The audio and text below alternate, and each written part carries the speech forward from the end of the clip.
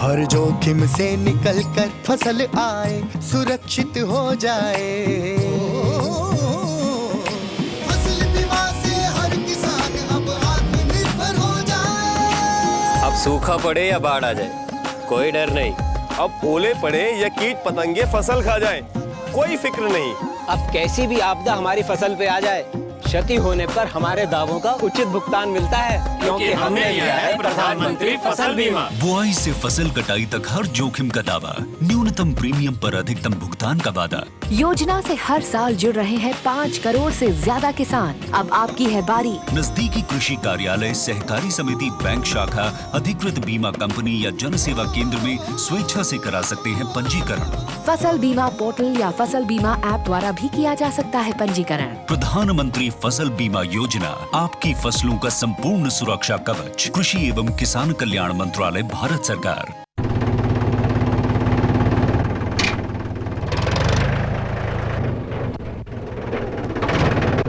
अरे हरकू वाह, बीज, कीटनाशक और आज खाद भी। अरे इतना खर्चा कहाँ से?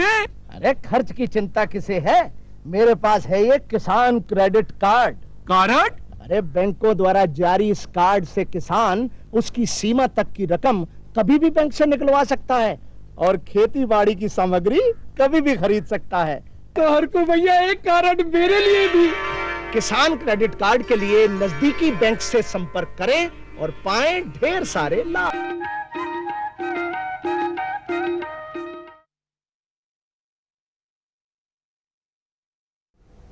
किसान भाई हो, जय जोहार। कृषि दर्शन कार्यक्रम में आप मन के स्वागत है। आज के हमारे कार्यक्रम के विषय है तिलहनी फसलों का प्रबंधन।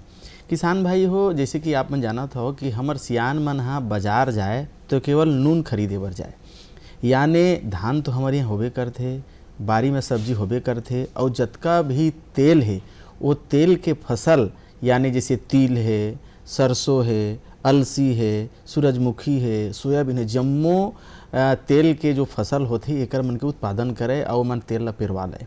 आज हमारे छत्तीसगढ़ में घलो बहुत अकन जो तिलहनी फसल है ओला बोए जाते, हमारे किसान भाई मन बोवत है और ओकर रकबा ला बढ़ावत है। किसान भाई आप में जानत हो कि जैसे हर तेल, जैसे अलसी के तेल है, अलसी के तेल ला जब किसान भाई मन ह बोए, अलसी के तेल ला निकाला है और ओकर बाद जब ओला खाए तो कभू मतलब अटैक नहीं आवे। औषधि गुण से भरे होते।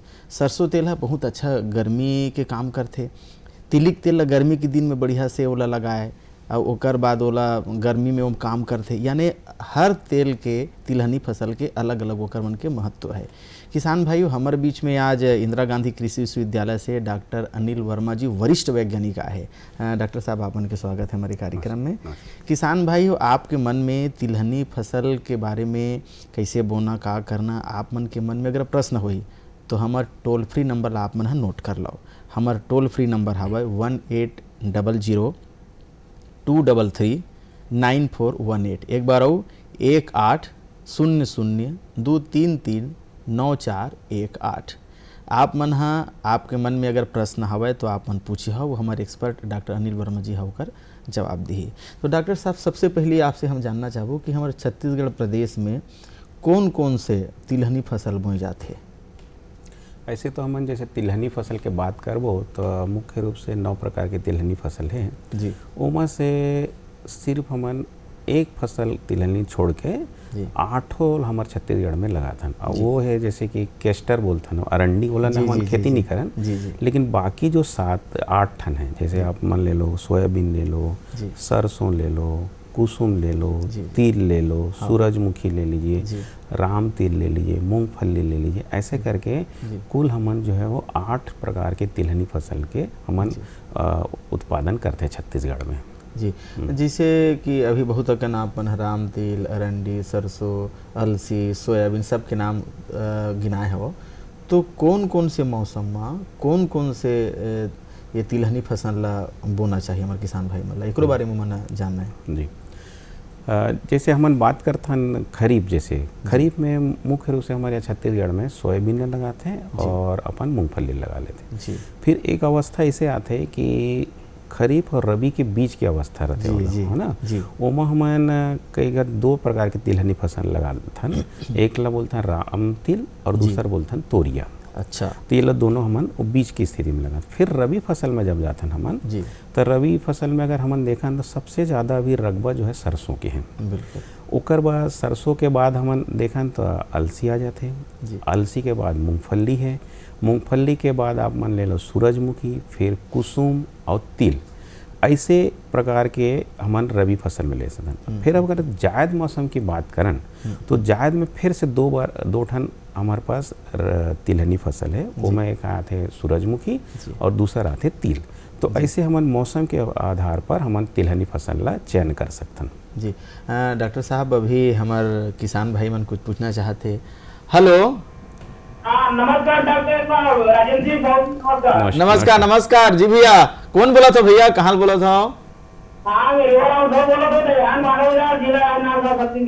जी जी जी जी बिल्कुल रेवाराम भैया, चलो अपन प्रश्न करो, क्या प्रश्न है आपके? ये तिलहन वाले फसल में कितना प्रकार के पौधा होते हैं और अलसी वाले है सर जी? अलसी फसल में के बार पानी के लगते हैं और उसके बाद ना तेल के आएगा सस्ता समय तक के बाद लिखना चाहिए, जानकारी बताते हो। अच्छा अच्छा, हाँ हाँ हाँ, बिल्कुल बढ़िया प्रश्न है आपके। अभी हम धीरे धीरे वही डहरावत रहे कि कैसे पानी पलोना चाहिए कौन से फसल में, ये बात रेवाराम जी जानना चाहते डॉक्टर साहब। हाँ हाँ, तो एक मन के पहली प्रश्न तो अलसी में कितना पानी देना जी जी हाँ, अलसी के बात करत रही। अलसी अब हमारे यहाँ तो जैसे दो पानी पर्याप्त है जी जी, और आजकल तो अलसी ला अगर उतेरा में भी लेवत हैं तो उतेरा में तो बहुत ही बढ़िया, जैसे अपन तिउरल लगाते हैं वैसे लगा सकते हैं जी जी, तो जी, 2 पानी पर्याप्त है अलसी पर। जी, और एक प्रश्न और इसे कि अपन तेल पूरे बर कितना समय में जाना। हाँ, तो एकर क्या अर्थ है कि आप मन जैसे जितना लेट कर हो, मतलब अच्छा, जैसे आप तो नमी देखे लगते हो मैं नमी के ऊपर रहते, और जैसे जैसे देरी करत जाओ ओकर बाद ओकर जो तेल के मात्रा में क्या हो जाते कमी हो जाते। अच्छा, तो ये ध्यान रखे लगी। बिल्कुल। तो एक बार आप मन कोशिश करो कि जैसे आप मन के फसल कट गए ओकर बाद जितना मतलब जल्दी कि नमी जितना जल्दी उड़त जाही ओकर बाद वो कठोर हो जाही और ओकर तेल के मात्रा कम हो जाही। तो ये वाला ध्यान रखना है। जी जी जी, बढ़िया बात आप बताया डॉक्टर साहब। एक चीज़ हम जानना चाहबो कि जैसे ज़मीन के तैयारी बोए के पहली, जैसे आप तो मौसम के बात बता दो कि ये मौसम में ये वाला बीच में लगाए जाते हैं, राम तिल के बारे में बताया, तो ज़मीन के तैयारी किसान भाई मन तिलहनी फसल पर कैसे कराए? ज़मीन की तैयारी बहुत महत्वपूर्ण है तिलहनी फसल पर। काबर कई बार ऐसे होते हैं, हम अगर ज़मीन अच्छा से नहीं तैयार करें तो अगर बड़े बड़े ढेला हो गए तो क्या होते बीज अंदर चल देते हैं, और बीज अगर अंदर चल देते तो अंकुरण बने आसन नहीं हो सके। तो मुख्य रूप से अगर खेत तैयार होना बहुत ज़रूरी है। तो एक बाद आजकल तो बहुत बढ़िया बढ़िया यंत्र आ गए हैं, 1 से 2 जोताई आप कल्टीवेटर से कर सकता हूँ, और उसके बाद फिर जैसे ढेला फोड़े बार एक बार रोटावेटर चलाना चाहिए, क्योंकि रोटावेटर से आपका ढेला फूट जाही तभी, नहीं तो अगर ढेला रही तो अगर आपने बीज डाले वो अंदर चल गए तो कितनों भी आप मात्रा में बीज डालो ओकर अंकुरण नहीं हो सके। तो एकर कारण हमारा ध्यान रखना है कि मिट्टी अच्छे से भुरभुरी हो जाए, समतल हो जाए। और एक खास और तिलहनी फसल में ध्यान रखना है खेत तैयार करते समय कि अगर बहुत ज़्यादा पानी हो गए खेत में तो पानी निकालने की व्यवस्था होना चाहिए, यानी जल निकास की व्यवस्था होना चाहिए। तो ये बहुत जरूरी है आप मन खेत तैयार करते समय, ये बात ला ध्यान रखना है। नहीं, बहुत बढ़िया बात बताया। हमारे एक किसान भाई अभी तो पूछी नहीं, बढ़िया बात ला पूछी, जल के बारे में भी पूछी सोहा। तो जैसे कि ज़मीन की तैयारी हो गए तो अलग अलग फसल में अलग अलग जो पानी देना चाहिए, जल प्रबंधन कैसे ढंग के और करना चाहिए, जैसे सूरजमुखी की बात करलन, और जैसे हम सब्जी की खेती में ड्रिप इरिगेशन ला बहुत महत्वपूर्ण मानथन, बहुत बढ़िया ढंग से। तो एकरो बारे में आप बताओ, जल प्रबंधन कैसे करना है? जी, जल प्रबंधन जैसे आप ड्रिप का बारे में बात करें हो तो ड्रिप हमन सरसों में जैसे लगाता है ना, तो सामान्यतर से अगर हमन पानी दे के जैसे हमन फ्लड बोलथन या पलेवा बोलथन, ओकर से पलेवा पानी पिला देते जी जी, तब पलेवा पानी पिलाए हो और आप मन ड्रिप लगाए हो तो हमन प्रयोग करके देखे हैं कि सरसों में कि अगर आप पलेवा पानी पिला तो जहाँ 10 से 11 क्विंटल हेक्टेयर में उत्पादन मिला थे, वही हमन ला 24 से 25 क्विंटल तक हमन ड्रिप में ले सकते वाह। हैं, यानी 2 गुना तक हमन उत्पादन बढ़ा सकते हैं, सिर्फ एक तरीके से, वो है ड्रिप। जी जी तो ड्रिप एक बहुत बढ़िया साधन है। आप मन ला बस ध्यान रखना है कि ओकर पानी कैसे देना है और कब देना है, क्योंकि सरसों में क्या होता है, ज़्यादा नहीं 4 दिन 5 दिन और मौसम के आधार पर 5 दिन के अंतर पे देखो, 1 हफ्ता के अंतर पर देख लो, ओकर हिसाब से आप मान ला ड्रिप ला चलाना है और ज़्यादा नहीं, बस वो जड़ तक पानी देना है। तो ऐसे करके देखूँ तो आप मान ला सरसों में बहुत अच्छा ओकर परिणाम मिले। बिल्कुल। अब दूसर जैसे आप मन बोलते रहे, और कैसे कैसे हमन तिलहनी फसल में पानी देना चाहिए, जैसे हमन कुसुम की बात करन, है ना। तो कुसुम जो है एक ऐसे फसल है कि जिसमें पानी अगर ज़्यादा दे दो तो वो नुकसान है, कम दहो तो फिर उत्पादन कम मिली। तो कब देना है और कितना मात्रा में देना है, तो बहुत ध्यान रखना है पानी में। तिलहनी में सभी फसलों में ध्यान रखना है, खासकर कुसुम में जैसे बात करन तो हमन एक ठन बोलते हैं हम रोसेट बोलते हैं। रोसेट एक आथे, मतलब ओकर बाद एक कांटा निकलते हम कुसुम में तो वो करीब 40 से 45 दिन तक आ जाते हैं। वो समय पानी देना बहुत आवश्यक है कुसुम में। हमन प्रयोग करके देखे हैं, अगर वो समय पानी नहीं देना तो हम लोग 30% तक के उत्पादन में कमी आ जाते हैं। बिल्कुल। तो ये बात ला ध्यान रखना है आप मतलब रोसेट में। और दूसर क्या करना है, दूसर पानी 2 पानी देना है, एक तो आप मनो समय दे दो और दूसर पानी जैसे फूल आने से पहले दे देना है, फूल आए के बाद नहीं देना है, क्योंकि अगर फूल आए के बाद दे दे हो तो पूरा का पूरा फसल कई बार गिर जाते हैं और गिरिस तहाँ तो अपन मन उत्पादन पूरा नुकसान हो जाता है। तो ये बात ला ध्यान रखना है। और अगर ज़्यादा पानी कहीं दे दो आप मन तो बिल्कुल पानी निकासी की व्यवस्था करना जरूरी है। बिल्कुल। नहीं, ये बहुत महत्वपूर्ण बात बताया, खासकर कुसुम्बर वो किसी हम जानना चाहते हैं ना, किसान भाई मन घलो एकर लाभ लें कि कौन से तिलहनी फसल में कब कतका पानी देना है। ये तो पानी की बात रही है डॉक्टर साहब। जैसे खाद के बिना तो कुछ होना नहीं है, तो किसान भाई मन तिलहनी फसल में जो खाद के मात्रा है वो मात्रा कतका दे, कतका दिन में दे, एकरो बारे में हमारे किसान भाई बताओ। हमन जब खाद के बारे में बात करते हैं तिलहनी पर खासकर, तो ओमा एक तो जैसे नत्रजन के लिए यूरिया, ठीक है, और स्फूर के लिए हमन SSP के सलाह देते हैं। ओकर कारण का रहते एमा आप मन ला सल्फर भी मिल जाते हैं। बिल्कुल। तो सल्फर का होते तिलहनी फसल और बहुत महत्वपूर्ण है, काबर कि एकर से आपका तेल के प्रतिशत मात्रा बढ़ जाते हैं। अच्छा, ये बात ला आप मन ला ध्यान रखना है। तो कोशिश करें तो खाद में कौन सा प्रकार के खाद देना है, तो मैं सबसे आगे SSP आप ला स्फूर के रूप में देना है। फिर पोटास तो पोटास के रूप में देना है। अब मात्रा जो है हर एक तिलहनी फसल के हिसाब से अलग अलग है। तो जैसे हम जैसे सरसों की बात कर रहे हैं, है ना, तो सरसों में जैसे हमारे 100 किलो नत्रजन बोलता है, 60 किलो स्फूर बोल देता है ना, 40 किलो पोटास बोल देता है। और जैसे आप मान ला जैसे अलसी की बात कर लो तो 60 किलो नत्रजन, 30 किलो स्फूर, 30 किलो पोटास। ऐसे ही अगर आप मान कुसुम की बात कर लो तो 90 किलो नत्रजन, 40 किलो स्फूर और 30 किलो पोटास। तो ये तो मात्रा हो जाते। और ऐसने अलग अलग तिलहनी जितने भी तिलहनी फसल में लगभग यही मात्रा में खाद देना रहता है। अब खाद कौन प्रकार के देना है, खाद की मात्रा हो गया, अब खाद लग कैसे देना है। जी।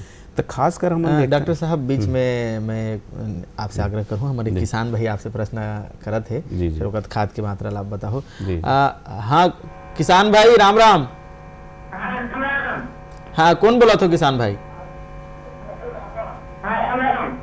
आए? हाँ क्या प्रश्न है आपके?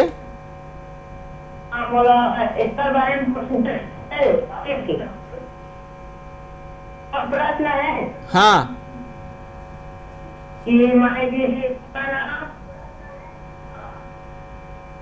हेलो, पूछना नहीं थे। हाँ पूछो सरसों के बारे में पूछो। अलसी के बारे में हाँ बताओ ना, क्या पूछना चाहते हो सरसों अलसी के बारे में? तो ये बात रहे कि सरसों मतलब कसना मिट्टी में अच्छा होता है कि पूछा कर रहे हैं। अच्छा ठीक है, वो पूछना चाहते हैं कि कौन से मिट्टी में सरसों बहुत अच्छा होही, अलसी बहुत अच्छा हुई, ऐसे हमारे किसान भाई जानना चाहते हैं। हाँ।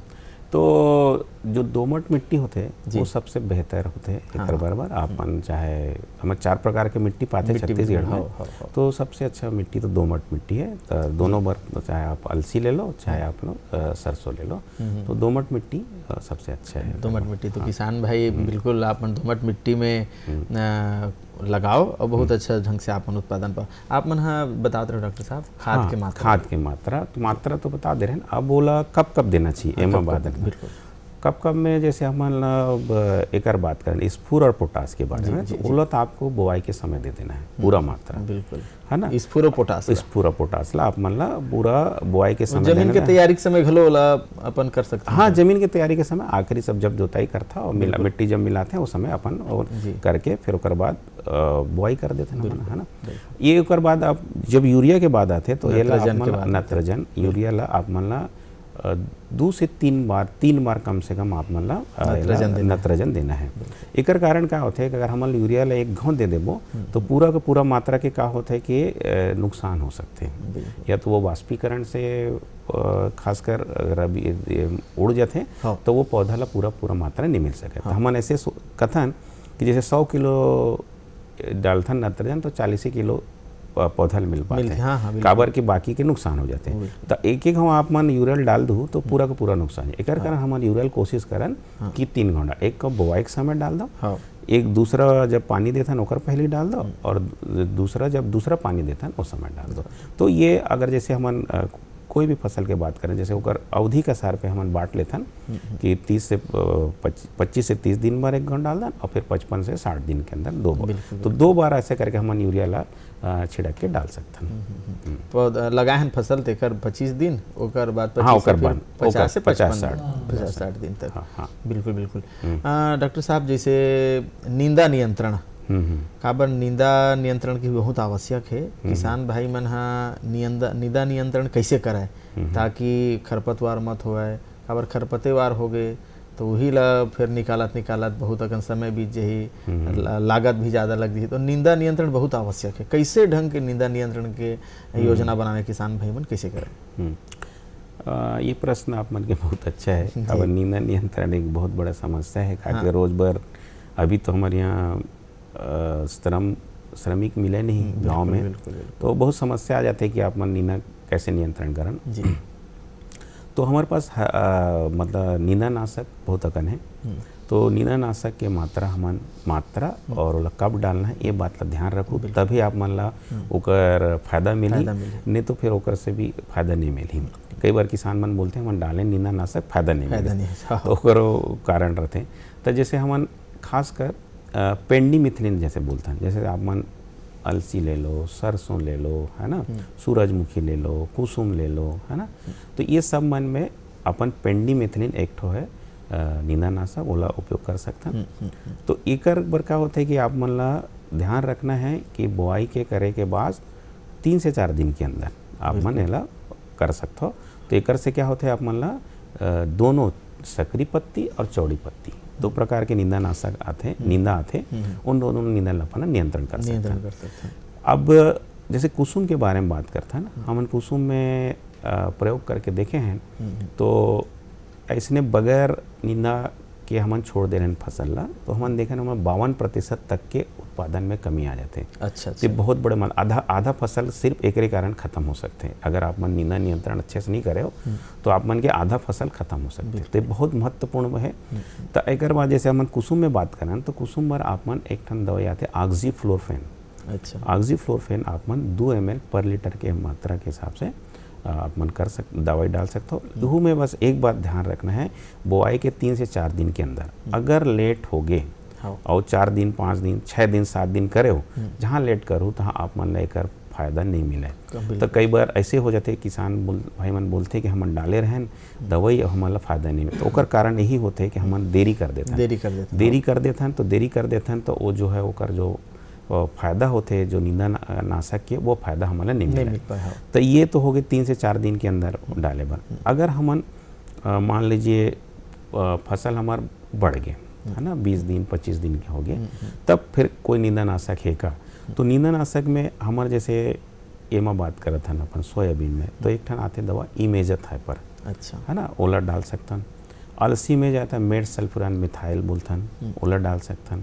तो ये सब ऐसे दवाई हैं जेकर हमन जैसे मेड सल्फ्यूरान मिथाइल 10 से 12 ग्राम प्रति एकड़ ले सकथन, इमेजेथाइपर 400 ml डाल सकथन।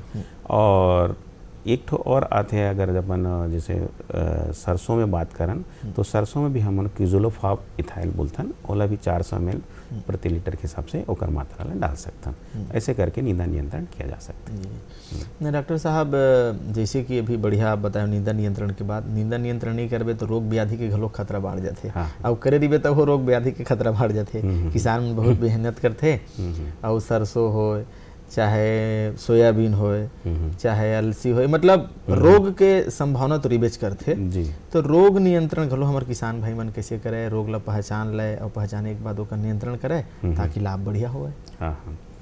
अब रोग नियंत्रण बर अगर आप पूरा प्लानिंग करके चलाओ तो रोग में दोनों आ जाते हैं, एक तो बीमारी भी आते हैं और कीड़ा भी दोनों कीट प्रबंधन रोग प्रबंधन रोग प्रबंधन। जी जी जी। तो आप मन ला जब बुआई करे जाओ था शुरू से ले तब ऐसे आप मन ला प्लानिंग करे ला ये कर ले सबसे पहले ऐसे करो कि आप मन के क्षेत्र में जो प्रकार की बीमारी ज़्यादा आते ओकर सबसे अगर आप संभव हो ओकर प्रतिरोधक जाति के आप मन प्रजाति ले लो, उस फसल के प्रतिरोधक प्रजाति ले लीजिए, पहला तो ये हो जाना।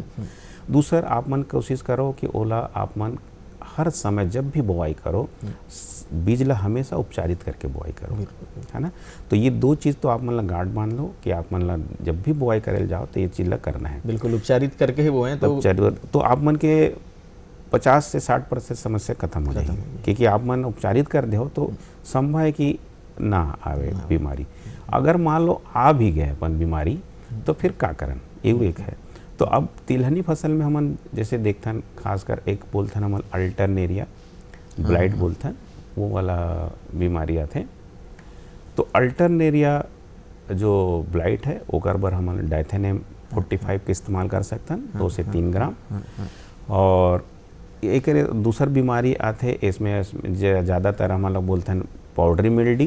जी जी। तो पाउडरी मिल्डी पर जो है सल्फेक्स वाला है वो दवाई मात्रा उपयोग कर सकते हैं, जो सल्फर युक्त रहते। तो ये पाउडरी मिल्डी का हम लोग रोकथाम कर सकते हैं। तो खासकर बीमारी में तो 2 ही प्रकार की बीमारी आते हैं। फिर जब डॉक्टर साहब आपसे चर्चा करें तो समय बिल्कुल पता नहीं चली, सब बहुत कम समय में आप मन विस्तृत जानकारी हमारे किसान भाई मन तिलहनी फसल के बारे में आप मन दे हो, आप मन जानकारी दे स्टूडियो में कर लिए, आप मन के बहुत बहुत धन्यवाद। किसान भाई हो आप मन तिलहनी फसल लगाओ और आज जानकारी आप मन मिले है ओकर आप मन लाभ उठाओ। बस आज अतकेच दो विदा, राम राम।